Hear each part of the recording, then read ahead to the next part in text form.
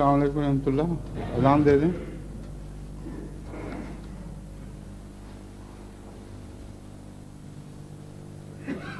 اللہ اکبر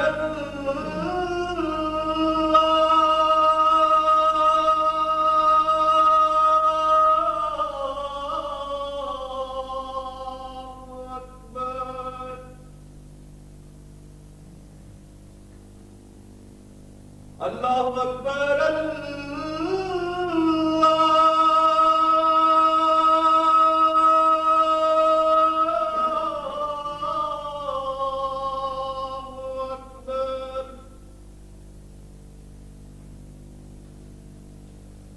اشہد ان لا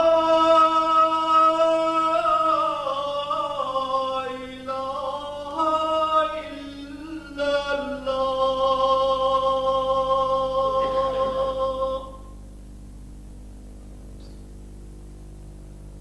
اشہد ان لا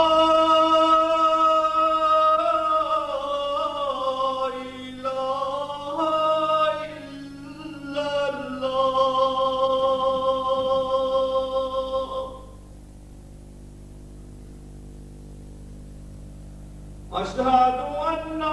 محمد رسول اللہ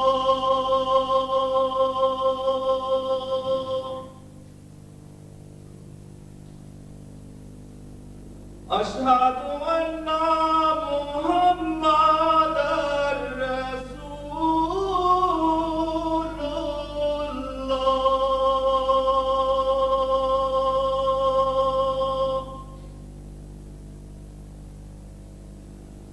حی علی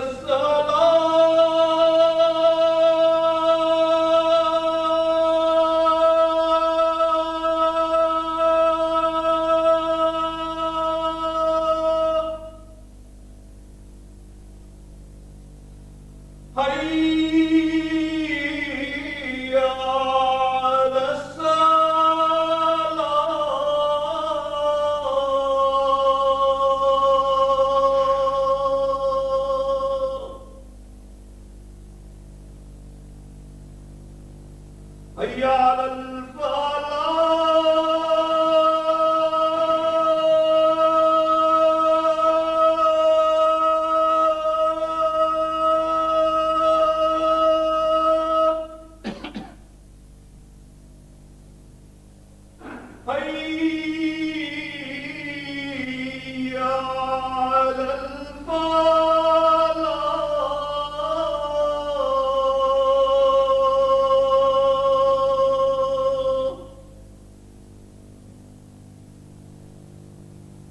اللہ اکبر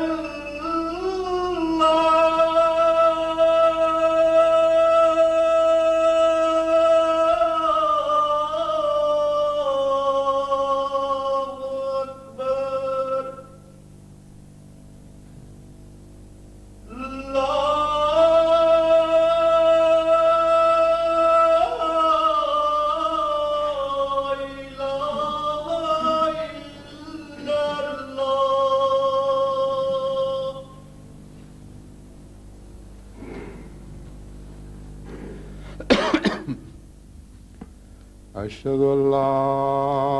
الہ الا اللہ وحدہ لا شریک لہ واشہد ان محمدا عبدہ ورسولہ. اما بعد فاعوذ باللہ من الشیطان الرجیم. بسم اللہ الرحمن الرحیم. الحمد للہ رب العالمین الرحمن الرحیم مالک یوم الدین. ایاک نعبد وإياك نستعين اهدنا الصراط المستقيم صراط الذين أنعمت عليهم غير المغضوب عليهم ولا الضالين.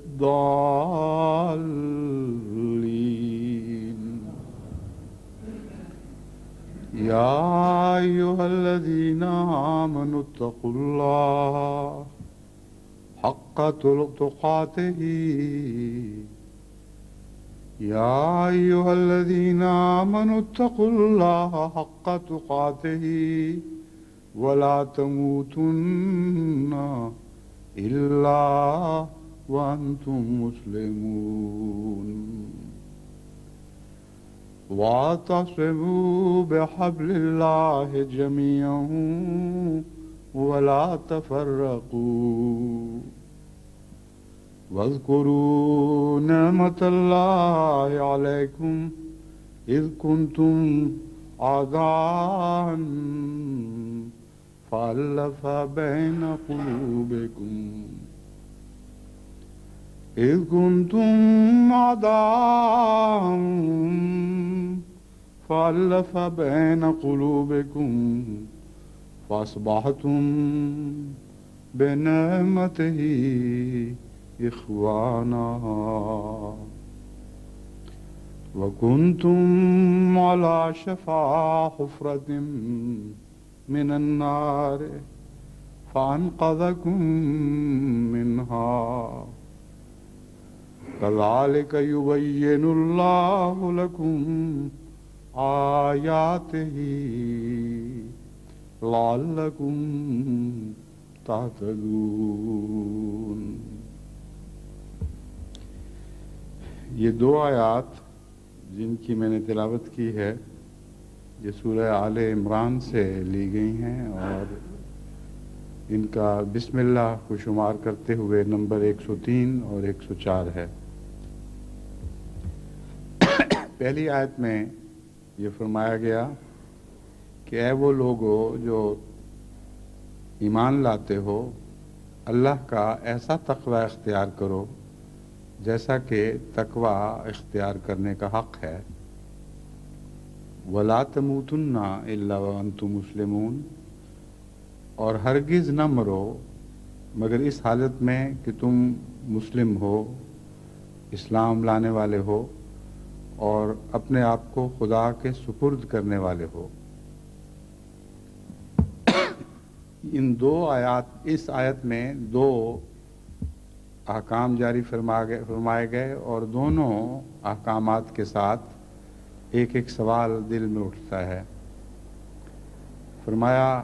تقوی اختیار کرو جیسا کہ تقوی اختیار کرنے کا حق ہے۔ سوال یہ ہے کہ تقوی اختیار کرنے کا حق کیا ہے، کیسے تقوی کا حق ادا ہوگا؟ دوسرا ارشاد یہ ہے کہ ہرگز نہ مرو جب تک تم مسلمان نہ ہو، اور مرنا اپنے اختیار میں نہیں۔ تو سوال یہ پیدا ہوتا ہے کہ کیسے ہم اپنی موت پر اختیار رکھیں گے، کس طرح اس حکم کی اطاعت کر سکتے ہیں جبکہ ہمیں علم نہیں کہ کس وقت ہمیں موت آ جائے۔ تو در حقیقت اس آیت کے یہ دونوں ٹکڑے جو یہ دو سوال اٹھاتے ہیں ایک دوسرے کا جواب ہیں۔ اگر تم خدا کا ویسا تقوی اختیار کرو جیسا کہ تقوی اختیار کرنے کا حق ہے تو اس کے نتیجے میں تم ہمیشہ اپنے نفس کی ایسی نگرانی کرتے رہو گے کہ جس سے تم اپنے آپ کو ہر وقت اطاعت کی حالت میں رکھو گے۔ یہاں مسلم سے مراد یہ نہیں ہے کہ تم اسلام لے آؤ، کیونکہ مخاطب ہی مومنوں کو فرمایا گیا ہے۔ یا ایھا الذین آمنو، اے وہ لوگو جو ایمان لے آئے ہو، تمہیں ہم حکم دیتے ہیں کہ اسلام کی حالت میں مرو۔ اور اس حالت کے سوا کسی اور حالت میں نہ مرو۔ تو یہاں اسلام لانے سے مراد اطاعت ہے، خدا کی اطاعت کو اختیار کرنا اور خدا کے سپرد رہنا۔ تو تقوی کا حق یہی ہے۔ وہ لوگ جو کہتے ہیں کہ تقوی کا حکم ہے لیکن علم نہیں کہ تقوی کیسے اختیار کیا جاتا ہے، ان کے لیے یہ آیت ان کے اس سوال کا عمدہ جواب پیش کرتی ہے کہ تقوی اس طرح اختیار کیا جاتا ہے کہ اپنی زندگی کے ہر لمحہ نگران رہو کہ کسی وقت بھی ایسی باغیانہ حالت نہ ہو کہ اگر اس حالت میں تم مر جاؤ تو تم پر اس آیت کا مضمون صادق نہ آ سکے۔ اور یہ جو مضمون ہے اپنی زندگی کی ہر حالت کی نگرانی کرنا، یہ ایک بہت ہی مشکل مضمون ہے، کیونکہ بسا اوقات انسان ماحول سے پیدا ہونے والے اثرات کے نتیجے میں جو رد عمل دکھاتا ہے وہ رد عمل تقوی سے ہٹا ہوا ہوتا ہے، اور سپردگی کا رد عمل اسے نہیں کہا جا سکتا۔ چنانچہ دنیا میں جتنے بھی عوامل انسان کی فطرت پر عمل پیرا ہوتے ہیں، ان کا تجزیہ کر کے آپ دیکھ لیجئے تو آپ کو معلوم ہوگا کہ ہر عمل کے نتیجے میں انسان کا رد عمل بالعموم توازن سے ہٹ کر ہوتا ہے، اور جہاں بھی انسان توازن کھو بیٹھے وہاں تقوی کی راہ گم ہو جاتی ہے اور ایک باغیانہ حالت پیدا ہوتی ہے۔ چنانچہ اس مضمون کو مزید گہرائی میں جا کر اگر باریکی سے اس کا مطالعہ کریں تو یہ مضمون نہ صرف یہ کہ زندگی کے ہر لمحے پر حاوی ہے بلکہ ہر لمحے پہ نگرانی کا طریق بتاتا ہے۔ مثلا ایک آدمی عام حالت میں بغیر کسی ہجان کے بیٹھا ہوا ہے، اس کو کئی قسم کی خبریں مل سکتی ہیں، کئی قسم کے معاملات اس سے ہو سکتے ہیں۔ ایک آدمی بلا وجہ اس کو غصہ دلا سکتا ہے، اس کے مزاج کے خلاف بات کر کے اور بلا وجہ چڑھا کر، یا ایک ایسی خبر دے کے جس سے اس کا نقصان ہوتا ہو اور بدتمیزی کے انداز میں دل دکھانے کی خاطر اس کو اگر کوئی بری خبر دے تو عام جو ایسی خبر کے نتیجے میں اثر ہے اس سے کہیں زیادہ شدت کا رد عمل پیدا ہوتا ہے، اور وہ جو رد عمل ہے اس میں اکثر انسانوں کو اختیار نہیں ہوتا کہ اس رد عمل کو متوازن رکھیں۔ اگر ایک انسان کسی عمل سے کسی کو تکلیف دیتا ہے اور غصہ دلاتا ہے، مثلا ایک چپیڑ کسی نے مار دی، تو فوری رد عمل یہ ہوگا کہ میں اس کو 10 چپیڑیں ماروں۔ ایک گالی دی تو ایک گالی کے جواب میں ایک گالی دے کر انسان رکتا نہیں، بلکہ 10 50 100 گالیاں دے کر بھی بعضوں کے دل ٹھنڈا نہیں ہوتا۔ ایک ٹھونکا لگا دیں کسی کو تو وہ بعض دفعہ اتنی ذلت محسوس کرتا ہے کہ اس کے نتیجے میں مار مار کے حکومت جب تک نہ نکال دے اس کا دل ٹھنڈا نہیں ہوتا۔ تو یہ جو رد عمل کی حالت ہے وہ باغیانہ حالت ہے، وہ سپردگی کی حالت نہیں۔ اس حالت میں اگر کوئی جان دے دے تو وہ اسلام کی حالت میں جان دینے والا نہیں ہوگا۔ ایک لطیفہ حضرت مسلم موعود اس سلسلے میں سنایا کرتے تھے کہ ایک دفعہ ایک بہت موٹا تازہ پہلوان اکھاڑے سے آ رہا تھا، خوب مالش کی ہوئی اور اس کے سر منڈایا ہوا، اور ٹینڈ کہتے ہیں جب بال بالکل نہ ہوں اور چکنی چپڑی کھوپری نظر آتی ہو، تو اس کی ٹینڈ چمک رہی تھی۔ اس کے پیچھے پیچھے ایک کمزور نحیف انسان جو اس کی پھونک کی مار بھی نہیں تھا وہ چلا آ رہا تھا۔ اس کو اس کی یہ چمک، اس کا چمکتا ہوا سر صاف شفاف دیکھ کر شرارت سوجی اور اس نے بھرے بازار میں اچھل کر اس کو ایک ٹھونکا لگا دیا۔ वो जो इसको हम पंजाबी में ठोंगा मारना कहते हैं, ठोंका ही गालिबन उर्दू में उसका लफ्ज़ है। बहरहाल उंगली से उसने उल्टी करके तो यूँ सर पे एक ठोंका लगाया। उसने जो मुड़ के देखा कि ये कौन है, सारा बाजार हंस पड़ा। गुस्से में आके उसको इतना मारा कि नीम बेहोश कर दिया। उसके जब मार बैठा तो उसने कहा कि पहलवान जी आप जितना मर्जी मार लें,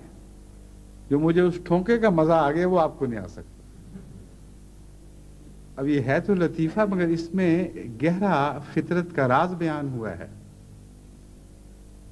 एक शख्स को बज़ाहिर एक ठोंका लगता है, लेकिन वो ऐसी जिल्लत महसूस करता है उसके नतीजे में, इस कदर खफीफ हो जाता है, दुनिया की नज़र में समझता है कि मैं बिल्कुल जलील और रुसवा हो गया हूं। तो जो दिल का रद्द अमल है उसके नतीजे में वो फिर बैरूनी रद्द अमल दिखाता है, जो हमेशा यानी ऐसे आदमी के सिवा जो तक़वा का हक अदा करने वाला हो, हमेशा हद से बड़ा हुआ रद्द अमल होता है और इत्दा में दाखिल हो जाता है। एक खुशी की खबर आप सुनते हैं, उस पर भी जो रद्द अमल होता है वो भी ऐसी ही सूरत इख्तियार करता है। बाज़ लोग खुशी की खबर सुनकर उछलने लग जाते हैं, बेहुदा लगव हरकतें करने लग जाते हैं, शेखियाँ भिगाने लगते हैं, बगले बजाते हैं, अजीब अजीब पागलों वाली हरकतें करते हैं। खुशी की खबर सुने या खुशी का कोई मौका देखें, किसी पर फतह हासिल करें या अचानक कोई बड़ा मुनाफा हासिल हो, हर ऐसी हालत में इंसान अपने रद्द अमल में हद से तजावुज़ करने वाला होता है और वो उसकी इस्लाम की हालत नहीं है। गम की खबर देखें तो बिल्कुल निढाल होकर उस गम के असर के नीचे दब जाते हैं। खौफ की खबर सुने तो खौफ से मगलूब हो जाते हैं। कुरान करीम काफिरों की हालत बयान करते हुए फरमाता है फरहुन फखूर, वो छोटी सी बात पर बेहद खुश हो जाने वाले और मामूली से हासिल के नतीजे में बेहद फख्र करने लग जाते हैं, उछलते हैं और अपनी बड़ाई बयान करते हैं। तो दर हकीकत हर रोज हर लम्हा जब भी हम पर बैरूनी अवामिल असर अंदाज हों, वो वक्त है तक़वा का हक अदा करने का।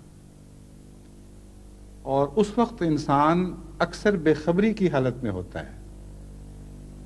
और कभी बेदार मगजी के साथ अपने नफ्स पर गौर नहीं करता कि मुझसे जो सलूक किया गया है या जो कुछ मुझे इत्तला मिली है या जो तब्दीली मेरे हालात में पैदा हुई है, उसके नतीजे में अगर मैं खुदा की नज़र में रहने वाला इंसान हूँ, ये मालूम हो कि मैं कौन मुझे देख रहा है, तो मैं कैसा रद्द अमल दिखाऊंगा। खुदा की नज़र में रहने वाला इंसान हमेशा मोतदिल होता है, उसका रद्द अमल कभी भी हद से तजावुज़ नहीं करता। अगर एक ऐसे इंसान की मौजूदगी में जिसका आप पर रोब हो, जिसकी हैबत आपके दिल पर तारी हो, कोई शख्स आपकी बेइज्जती करे, तो आप हरगिज उस तरह उसको गंदी गालियां नहीं देंगे जिस तरह अलहदगी में वो बेइज्जती कर जाए। उस वक्त आपको कोई नुकसान पहुंचाए तो बड़ा दबा दबा और घुटा घुटा रद्द अमल दिखाएंगे, वरना उसकी भी बेइज्जती होती है जिसकी मौजूदगी में आप हद से तजावुज़ करते हैं। माँ बाप की मौजूदगी में बच्चों का रद्द अमल और होता है, माँ बाप से अलहदगी में और रद्द अमल होता है। एक साहिब जबरूत बादशाह के हुजूर दरबारियों के साथ अगर कोई हरकत हो, उनका रद्द अमल बिल्कुल और होगा, और गलियों में बाजारों में चलते हुए उन्हीं दरबारियों से अगर कोई बदसलूकी करे तो उनका रद्द अमल बिल्कुल और होगा। बस तक़वा का माना यह है और तक़वा का हक अदा करने का माना यह है कि जिंदगी की हर वो हालत जिसमें आपके ऊपर किसी किस्म के अवामिल कार फरमा हो, आपकी आम हालत में तब्दीली पैदा करने वाले कोई बैरूनी मुहर्रिकात हों, उस वक्त अपने रद्द अमल को इस तरह देखो کہ جیسے تمہارے علاوہ خدا بھی اس کو دیکھ رہا ہے، اور اگر ان معنوں میں خدا کے سامنے رہو تو یہ تقوی کی حالت ہے جس کا دوسرا نام اسلام ہے، یعنی عملی دنیا میں ہر وقت خدا کے حضور سر بسجود رہنا اور اس کی اطاعت کے اندر رہنا، اس کی فرمانبرداری اور اس کی سپردگی میں رہنا۔ بس یہ چھوٹی سی آیت دو سوال اٹھاتی ہے، اور یہی آیت انہی دونوں سوالات کا جواب خود دیتی ہے، لیکن اس کی مزید تفصیل اس کے بعد آنے والی آیت پیش فرماتی ہے، اور اسلام کی ایک اور تصویر ایسی کھینچتی ہے جس کی طرف از خود محض اس آیت سے توجہ مبذول نہیں ہوتی۔ وہ مضمون جب تک کھولا نہ جائے انسان پر از خود نہیں کھل سکتا۔ چنانچہ فرمایا یا ایھا واعتصموا بحبل اللہ جمیعا، اگر تم تقوی کا حق ادا کرنے والے ہو، اگر تم اس کے نتیجے میں یہ تسلی پا جاتے ہو کہ تم اس حالت میں جان دو گے جو سپردگی کی حالت ہے، تو پھر جو کسوٹی ہم تمہارے سامنے رکھتے ہیں اس پر اپنے آپ کو پرکھ کر دیکھو۔ اور اسلام کے جو حقیقی اور بنیادی معنی ہیں وہ ہم تم پر کھولتے ہیں، اور یہ دیکھو کہ کیا تم ان معانی سے انحراف تو نہیں کر جاتے۔ فرمایا واعتصموا بحبل اللہ جمیعا، حقیقی اسلام یہ ہے کہ اللہ کی رسی کو پکڑے رکھو، یہ اطاعت کی حالت ہے، مگر جمیعا، اجتماعی طور پر، انفرادی طور پر نہیں۔ بس ایک اور مضمون بیان ہوا جو پہلے مضمون کے تسلسل میں ہی اس کا اگلا قدم ہے۔ حبل اللہ کس کو کہتے ہیں، پہلے اس پر میں کچھ بیان کر دوں، پھر اس مضمون پر مزید کچھ روشنی ڈالوں گا۔ قرآن کریم کی روح سے حبل اللہ کا ترجمہ کرتے ہوئے دو ایسی آیات ذہن میں ابھرتی ہیں جہاں حبل کا لفظ استعمال ہوا ہے۔ ایک تو آیت وہ ہے جہاں فرمایا ضربت علیہم الذلۃ اینما ثقفوا الا بحبل من اللہ وحبل من الناس، کہ یہ وہ لوگ ہیں جن پر ذلت مسلط کر دی گئی ہے۔ اینما ثقفوا، جہاں کہیں بھی وہ پائے جائیں گے وہ ذلت اور رسوائی اور نکبت کی حالت میں پائے جائیں گے۔ الا بحبل من اللہ، سوائے اس کے کہ اللہ کی حبل ان کو اس ذلت سے مستثنا کرنے والی ہو، وحبل من الناس، اور لوگوں کی حبل ان کو اس ذلت سے مستثنا کرنے والی ہو، ذلت سے ان کی حفاظت کرنے والی ہو اس حصے میں۔ یہاں حبل اللہ سے اور حبل الناس سے ایک ہی مراد ہے، کیونکہ دونوں کے ساتھ حبل کا لفظ استعمال ہوا ہے، اور تمام مفسرین اس بات پر متفق ہیں کہ یہاں حبل سے مراد عہد ہے، یعنی خدا کا عہد جو بندوں کی حفاظت کرتا ہے۔ اس کے نتیجے میں بعض دفعہ قومیں ذلت سے بچائی جاتی ہیں، کیونکہ اللہ تعالیٰ کو ان سے عہد ہے کہ اس حالت میں میں تمہیں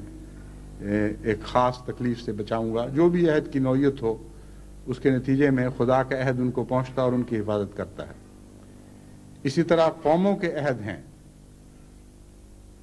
ایک قوم کا دوسری قوم سے عہد معاہدہ ہو جاتا ہے کہ اگر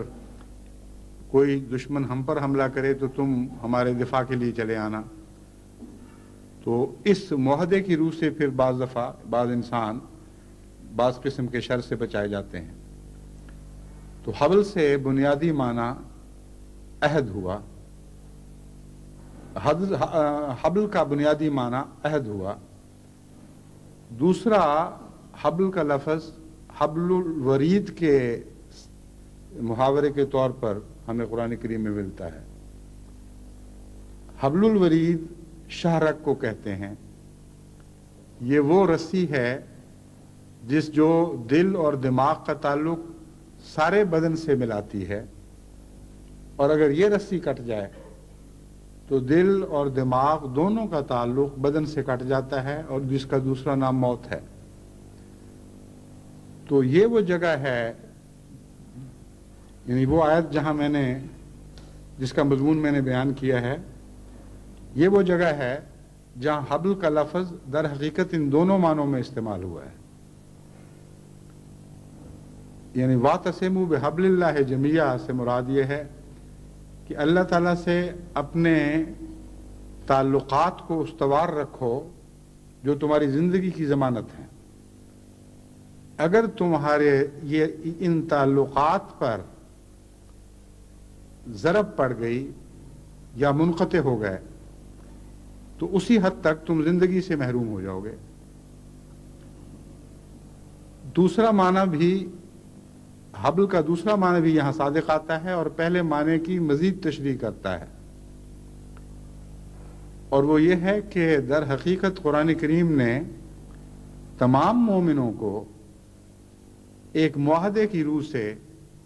اپنے انبیاء اور شریعتوں سے باندھ دیا ہے، اور یہ عہد اللہ تعالیٰ کا آغاز انسانیت سے لے کر آج تک ہمیشہ قوموں سے لیا جاتا رہا ہے. بس ہر صاحب شریعت نبی اور اس کی شریعت عملاً حبل اللہ بن جاتے ہیں، کیونکہ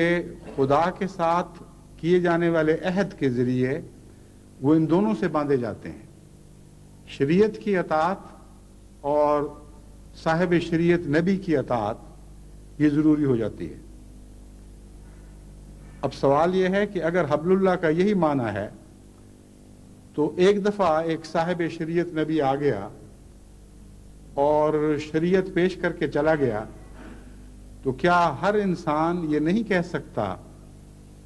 کہ میرا اس صاحب شریعت نبی سے ایک تعلق قائم ہو چکا ہے اللہ کے حبل کے ذریعے؟ میں اپنے عہد بیت میں جو روحانی معنوں میں نے اس سے جوڑا ہے یا باندھا ہے، مخلص ہوں اور ثابت قدم ہوں، اور اسی طرح شریعت سے میرا تعلق ہے، تو مجھے اب کسی اور چیز کی ضرورت نہیں ہے. گویا میرا اسلام اسی سے کامل ہو گیا کہ میں نے ایک شارع نبی کو قبول کیا اور اس کی شریعت کے ساتھ اطاعت کا تعلق جوڑ لیا. یہ ایک سوال پیدا ہوتا ہے، اس کا جواب یہی آیت یہ دیتی ہے، وَاعْتَصِمُوا بِحَبْلِ اللَّهِ جَمِيعًا. اسلام کا سے مراد یہ نہیں ہے کہ تم شریعت سے تعلق جوڑ لو اور صاحب شریعت نبی سے تعلق جوڑ لو، بلکہ حبل اللہ سے مراد یہ ہے، یعنی دوسرے معنوں میں اسلام سے مراد یہ ہے کہ اکٹھے رہ کر تعلق جوڑو. جہاں بھی تمہارا تعلق بظاہر قائم رہا اور آپس کا اتحاد ٹوٹ گیا، وہاں تم اسلام کی حالت سے باہر نکل جاؤ گے. بس صرف خدا کی رسی کو پکڑنا کافی نہیں، خدا کی رسی کو اجتماعی طور پر پکڑنا ضروری ہے. یہ ایک عظیم الشان مضمون ہے جس نے اس بات کی طرف توجہ مبذول فرمائی کہ امت کا شیرازہ بکھرنے نہیں دینا، ورنہ شریعت اور صاحب شریعت نبی سے تمہارا تعلق کوئی کام نہیں دے گا. اگر تم بظاہر تعلق رکھتے ہوگے لیکن تمہاری حرکتوں کی وجہ سے، تمہارے اعمال کی وجہ سے یا تمہارے اقوال کی وجہ سے امت کا شیرازہ بکھرنے لگے گا اور تم ایک دوسرے سے جدا ہونے لگو گے، تو پھر حبل اللہ سے تمہارا تعلق حقیقی معنوں میں شمار نہیں کیا جائے گا اور خدا کے نزدیک تم سزا کے مستحق ٹھہرو گے. بس اسلام کی یہ مزید تشریح ہے جو پہلی آیت سے ذہن میں نہیں ابھرتی تھی، از خود ذہن اس طرف متوجہ نہیں ہوتا تھا، لیکن اس دوسری آیت نے اس کو کھول کر بیان فرما دیا. بس بیعت خلافت کی جو ضرورت پڑتی ہے وہ اس لیے نہیں کہ خلیفہ کوئی صاحب شریعت معمور ہوتا ہے، بلکہ خدا کے صاحب شریعت رسول کے گزر جانے کے بعد اس قرآن کے یا اس کتاب کے باقی رہنے کے بعد جو ہر صاحب شریعت نبی کے بعد باقی رکھی جاتی ہے، محض ان سے تعلق کافی نہیں ہے، پھر جمعیت کیسے نصیب ہوگی؟ جمعیت مرکزیت سے نصیب ہوتی ہے، اور نظام خلافت وہ جمعیت عطا کرتا ہے۔ خلافت سے تعلق ٹوٹ جائے تو پھر امتیں بکھر جاتی ہیں۔ پس جب بھی ایک امت 2 فرقوں میں تبدیل ہو جائے، یا 3 یا 4 یا 5 فرقوں میں بٹ جائے، اور ان میں سے کسی کا بھی خلافت سے تعلق قائم نہ ہو اور خدا کی رسی کو اس طرح نہ چمٹیں کہ گویا سب اکٹھے ہو گئے اور ایک ہاتھ پر جمع ہو گئے، تو در حقیقت قرآن کریم کے بیان کے مطابق ان کا حبل اللہ سے تعلق ٹوٹ جاتا ہے۔ اور حقیقت یہ ہے کہ خلافت کے سوا کوئی دنیا کا نظام جمعیت پیدا نہیں کر سکتا۔ فرقے تو آپ کو بہت سے دکھائی دیں گے، مگر کسی فرقے میں بھی وہ جمعیت نہیں ہے جو نظام خلافت کے اندر آپ کو دکھائی دیتی ہے۔ بس خلافت راشدہ کے بعد آپ دیکھیں کہ کس طرح امت نے متفرق ہونا امت بکھرنے لگی اور متفرق ہونے لگی، اور وہ جمعیت جو آپ کو خلفائے راشدین کے وقت دکھائی دیتی تھی، وہ جب ایک دفعہ ٹوٹی تو پھر ٹوٹ کر بکھرتی چلی گئی اور ٹکڑوں پر ٹکڑے ہوتی چلی گئی۔ بس یہ بہت ہی اہم مضمون ہے اسلام کا، یعنی حقیقی اسلام کا، کہ خدا صاحب شریعت رسول سے تعلق باندھو، اس کی ذات سے بھی تعلق باندھو اور اس کی شریعت سے بھی، کیونکہ وہ عہد جو رسول سے، صاحب شریعت رسول سے باندھا جاتا ہے، وہ صرف یہ نہیں ہوتا کہ ہم اس شریعت کی اطاعت کریں گے جو تجھ پر نازل ہوئی، بلکہ یہ ہوتا ہے کہ اس شریعت کی بھی اطاعت کریں گے اور تیری بھی اطاعت کریں گے۔ بس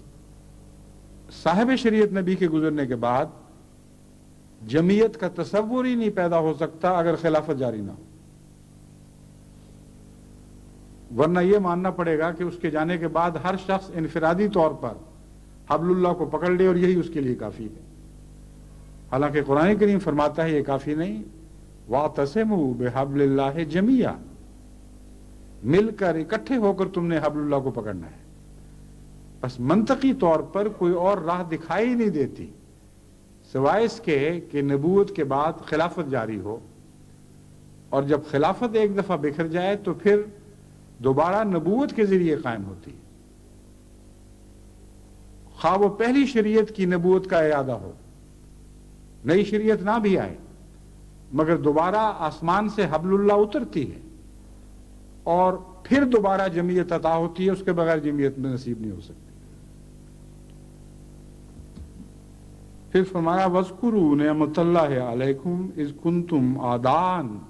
فَأَلَّفَ بَيْنَ قُلُوبِكُمْ، دیکھو اس وقت کو یاد کرو جب تم ایک دوسرے کے دشمن تھے۔ فَأَلَّفَ بَيْنَ قُلُوبِكُمْ، یہ اللہ تھا جس نے تمہارے دلوں کو آپس میں محبت کے رشتوں میں مضبوطی سے باندھ دیا۔ فَأَصْبَحْتُمْ بِنِعْمَتِهِ إِخْوَانًا، تو یہ کیا عجیب معجزہ رونما ہوا کہ تم جو ایک دوسرے کے دشمن تھے ایک دوسرے کے بھائی بھائی بن گئے۔ وَكُنْتُمْ عَلَى شَفَا حُفْرَةٍ مِّنَ النَّارِ، اور تم ایک ایسے گڑھے کے کنارے پر کھڑے تھے جو آگ سے بھرا ہوا تھا۔ فَأَنْقَذَكُم مِّنْهَا، بس یہ اللہ تھا جس نے تمہیں اس گڑھے سے بچا لیا، اس کنارے کی حالت سے تمہیں ہٹا کر دور لے گیا۔ كَذَلِكَ يُبَيِّنُ اللَّهُ لَكُمْ آيَاتِهِ لَعَلَّكُمْ تَهْتَدُونَ، اسی طرح اللہ تعالیٰ اپنی آیات تم پر کھول کھول کر بیان کرتا ہے تاکہ تم ہدایت پاؤ۔ اب اس دوسرے حصے میں یہ مضمون بیان فرمایا کہ تفرقہ لازماً آگ تک پہنچاتا ہے، آگ سے مراد لوگ عموماً یہ سمجھتے ہیں کہ جہنم کی آگ مراد ہے، مگر قرآن کریم کے محاورے سے ثابت ہے کہ آگ سے مراد خوفناک لڑائیاں بھی ہیں، اور صرف مرنے کے بعد کی آگ مراد نہیں ہے، بلکہ اس دنیا میں بھی جو ہر وقت مختلف جگہوں پر ہم قوموں کو آپس میں لڑتا دیکھتے ہیں، یا ہر وقت نہیں تو کبھی کبھی لڑتا دیکھتے ہیں، تو اس کی بنیادی وجہ تفرقہ ہے، اور جب تفرقہ شدت اختیار کر جائے تو ایسی قومیں لازماً پھر لڑائی کی آگ میں، حرب کی آگ میں جھونکی جاتی ہیں۔ یہ ایک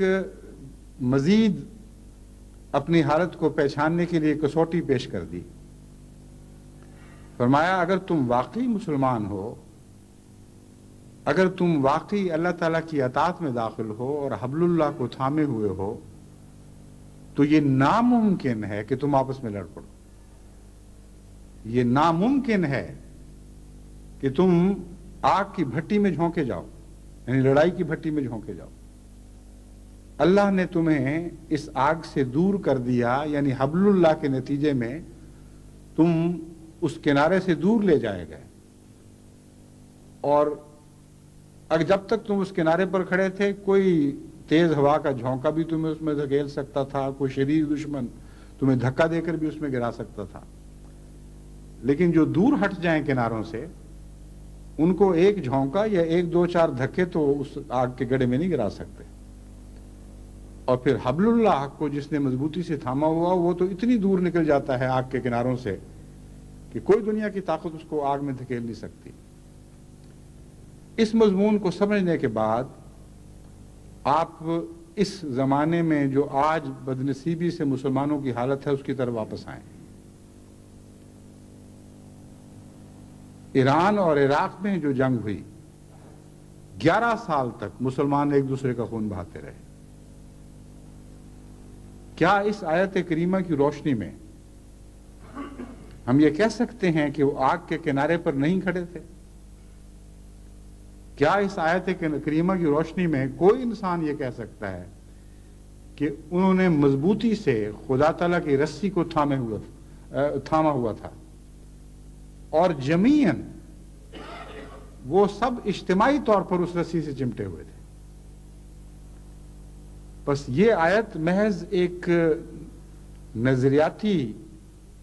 فلسفہ پیش نہیں کر رہی، بلکہ دنیا کی گہری حقیقتوں سے ہمیں آشنا کر رہی ہے۔ ایسی ٹھوس حقیقتیں ہیں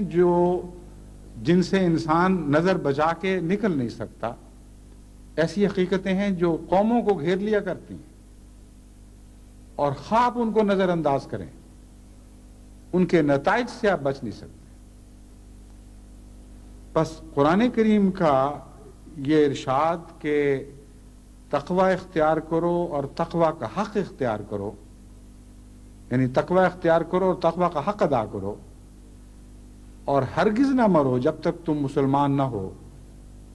مسلمانوں پر لازم کرتا ہے کہ وہ اللہ تعالیٰ کی اطاعت میں اکٹھے ہو کر، ایک جان ہو کر خدا کی رسی کو مضبوطی سے تھام لیں، اور اس حالت کو اس طرح چمٹے رہیں کہ ایک لمحہ کے لیے بھی ان کا ہاتھ خدا کی رسی سے جدا نہ ہو، اور ایک دوسرے سے بھی جدا نہ ہو، یعنی ایک طرف خدا کی رسی کو تھاما ہوا ہو اور دوسری طرف وہ سب اکٹھے ہوں اور مل کر ایک ہی رسی کو پکڑا ہو۔ یہ وہ امت مسلمہ کی وحدانیت کا تعلق ہے، کا منظر ہے جو قرآن کریم کی اس آیت نے تفصیل سے کھول کر ان آیات نے تفصیل سے کھول کر ہمارے سامنے پیش فرمایا۔ بدقسمتی یہ ہے کہ مسلمان جو قرآن کریم کو پڑھتے بھی ہیں تو مضامین پر گہرا غور نہیں کرتے۔ اکثر تو ایسے ہیں جو نہ پڑھنے کے اہل رہے نہ غور کرنے کے، مگر ان کے رہنما قرآن کریم کی آیات پڑھ کر ان کو اکٹھا کرنے کی بجائے ان کو ایک دوسرے سے دور کرنے کی کوشش کرتے ہیں، یعنی ظلم کی حد ہے کہ قرآن کریم تو یہ تعریف فرما رہا ہے اللہ کی رسی کی کہ اس کو پکڑو اور اجتماعی طور پر پکڑو اور تم یقیناً ہر قسم کی آگ کے عذاب سے بچائے جاؤ گے۔ اگر تم لڑائی کے لیے تیار بھی بیٹھے ہوگے، ایک دوسرے کے گریبان پکڑنے کے لیے مستعد ہوگے، تو اللہ تعالیٰ اس رسی کی برکت سے تمہیں ایک دوسرے سے دور ہٹا دے گا، یعنی دشمنی کی حالت سے دور ہٹا دے گا، اور پھر محبت کی حالت میں قریب کرے گا، اور اتنا قریب کر دے گا کہ تم اس کی نعمت سے بھائی بھائی بن جاؤ گے۔ کتنا حسین منظر ہے جو تقوی کے نتیجے میں پیدا کر کے دکھایا گیا ہے۔ اور اس کے برعکس آج مسلمان علماء قرآن کے حوالے دے دے کر منہ سے جھاگیں اڑاتے ہوئے ایک دوسرے کی سے نفرت کی تعلیم دیتے ہیں۔ پہلے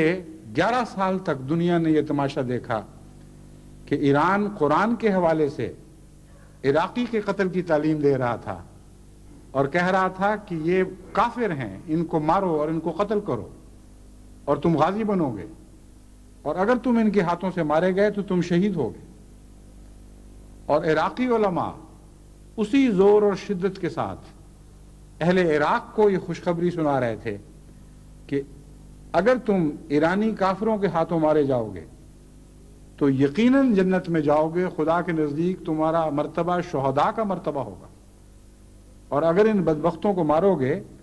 تو ایک کافر کو واصل جہنم کر رہے ہو۔ یعنی یہ کوئی تقریریں اور ان کے خطبات ایسے نہیں تھے جو مخفی طور پر پیغام کی صورت میں لوگوں تک پہنچائے جا رہے ہوں۔ کھلم کھلا دنیا کے اخبارات میں یہ خبریں چھپتی تھیں، روزمرہ یہ اعلانات ہوتے تھے، ان کے ریڈیو، ان کے ٹیلی ویژن، ان کے اخبارات ان پروپیگنڈوں میں ہمیشہ منہمک رہے، یعنی 11 سال تک۔ اب آپ اندازہ کریں کہ یہ حبل اللہ ہے جس کی قرآن کریم تعلیم دیتا ہے۔ اب وہی عراق ہے جس کے ساتھ سارا عرب تھا، اور یہ جو اسلام اور غیر اسلام کی جنگ قرار دی جا رہی تھی، اس نے مختلف روپ دھارے ہیں۔ کبھی تو یہ سنی اسلام کی شیعہ اسلام سے جنگ قرار دی گئی، کبھی بد کرداروں اور غاصبوں کی جو حقیقت میں اسلام سے مرتد ہو چکے تھے، ایمان والوں اور تقوی شعار لوگوں سے جنگ قرار دی گئی، کبھی اہل عرب کی عجمیوں سے جنگ بن گئی، اور جو بھی عرب ممالک ایران کے ساتھ عراق کے ساتھ اکٹھے ہوئے، در حقیقت محض اسلام کے نام پر نہیں، کیونکہ ان کے شیعوں سے دوسری جگہ اسی طرح تعلقات تھے، بلکہ بہت سے شیعہ اکثریت کے ممالک بھی عراق کے ساتھ اکٹھے ہو گئے، اس لیے کہ عرب تھے، اس لیے وہ جنگ عرب اور عجم کی جنگ بن گئی، اور اس طرح انہوں نے عراق کی حمایت کی، لیکن نام اسلام کا استعمال کیا کہ ظلم ہو رہا ہے، ایک ایسا ملک جو حقیقت میں اسلام سے دور جا پڑا ہے، مسلمانوں اور عربوں پر حملہ کر رہا ہے، یعنی دوہرا گناہ کر رہا ہے۔ اور اب آپ دیکھ لیں کہ عالم اسلام، یعنی سنی عالم اسلام کہہ لیں یا عرب عالم اسلام، عین بیچ سے دو نیم ہو چکا ہے، اور بہت سے عرب مسلمان ممالک مل کر ایک بہت بڑے عراقی مسلمان ملک کے ایک مسلمان ملک عراق کے مقابل پر اکٹھے ہو گئے ہیں، اور وہ جنگ کی آگ بھڑکنے کو تیار بیٹھی ہے، جس کے متعلق قرآن کریم فرماتا ہے کہ اس وقت تم آگ کے کنارے پر کھڑے تھے، ایک وقت تھا کہ تم آگ کے کنارے پر کھڑے تھے، اللہ تھا جس نے تمہیں اس سے بچا لیا، بس ابھی اس آگ کے گڑھے میں یہ پڑے نہیں ہیں، لیکن اگر قرآن کریم پر ان کا ایمان ہے اور اس آیت کا مطالعہ کرتے ہیں تو اس کے حوالے سے میں ان سب سے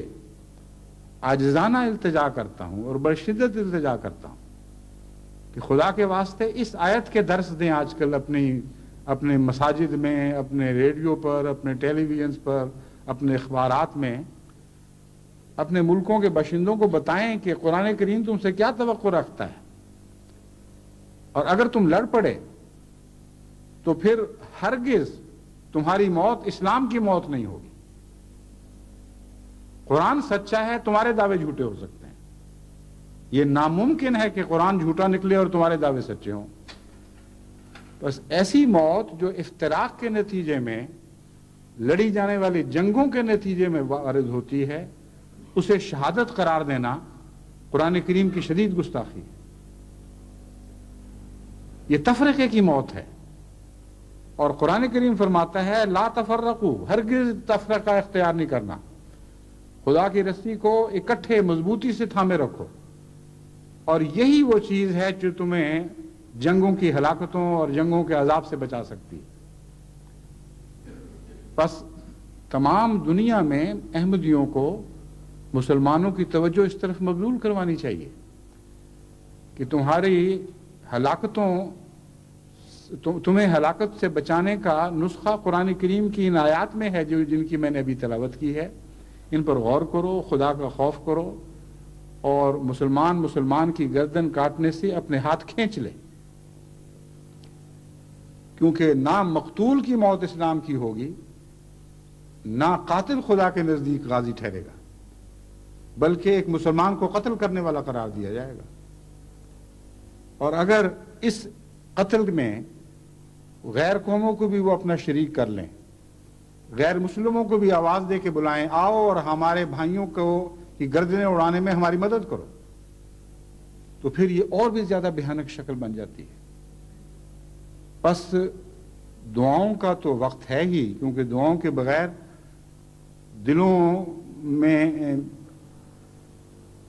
دلوں کے قفل کھل نہیں سکتے. محض نصیحت کی کنجی سے دل نہیں کھلا کرتے جب تک خدا تعالیٰ کی طرف سے توفیق نصیب نہ ہو. بس دعائیں بھی کریں اور کوشش بھی کریں، اور مسلمانوں کی توجہ بار بار ان آیات کریمہ کی طرف مبذول کرائیں اور ان کو بتائیں کہ اسی میں تمہاری زندگی ہے اور اس سے روح گردانی میں تمہاری موت ہے. لیکن ایسی دردناک موت ہے جس کے متعلق قرآن کریم کی آیت گواہی دے گی کہ جب تم مرے تھے تم تقوی کا حق ادا کرنے والے نہیں تھے. جب تم مرے تھے تو اسلام کی حالت میں نہیں مرے. بس مسلمان کہلا کر ساری زندگی اسلام کے اوپر چلنے کی کوشش کرتے ہوئے، اور اب بظاہر اسلام کے نام پر جان دینے کے باوجود اگر یہ بدنصیب انجام تمہارا ہو کہ خدا کا کلام تم پر گواہ بن کے کھڑا ہو جائے، اے ایمان کی باتیں کرنے والوں، اے تقوی کی باتیں کرنے والوں، اے اسلام کی باتیں کرنے والوں، خدا کا کلام گواہ ہے کہ نہ تم نے ایمان کا مزہ چکھا ہے، نہ تم تقوی کا معنی جانتے ہو، نہ تم اسلام کی بات کرنے کا حق رکھتے ہو. کیونکہ مارنے والوں کی زندگی بھی خدا کے نزدیک ایک مردود زندگی بن جائے گی، اور مرنے والوں کی موت بھی خدا کے نزدیک ایک قابل رد موت ہوگی.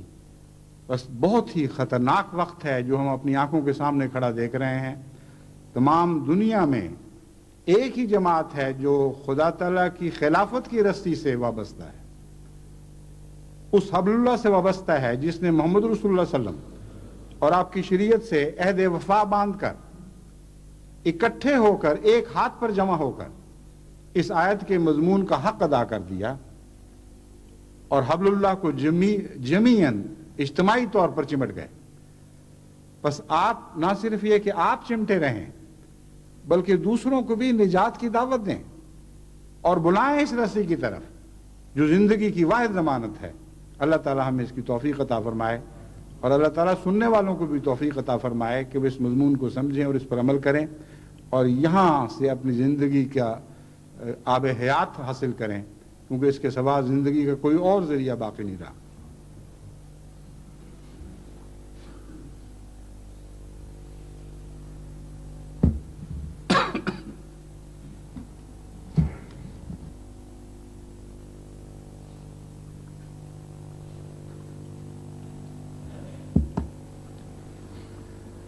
الحمد للہ نحمده ونستعینه ونستغفره ونؤمن به ونتوکل علیہ ونعوذ باللہ من شرور انفسنا ومن سيئات أعمالنا من يهده الله فلا مضل له ومن يضلله فلا هادي له ونشهد أن لا إله إلا الله وحده لا شريك له ونشهد أن محمدا عبده ورسوله عباد الله رحمكم الله إن الله يأمر بالعدل والإحسان وإيتاء ذي القربى وينهى عن الفحشاء والمنكر والبغي يعظكم لعلكم تذكرون اذكروا الله يذكركم وادعوه يستجب لكم ولذكر الله أكبر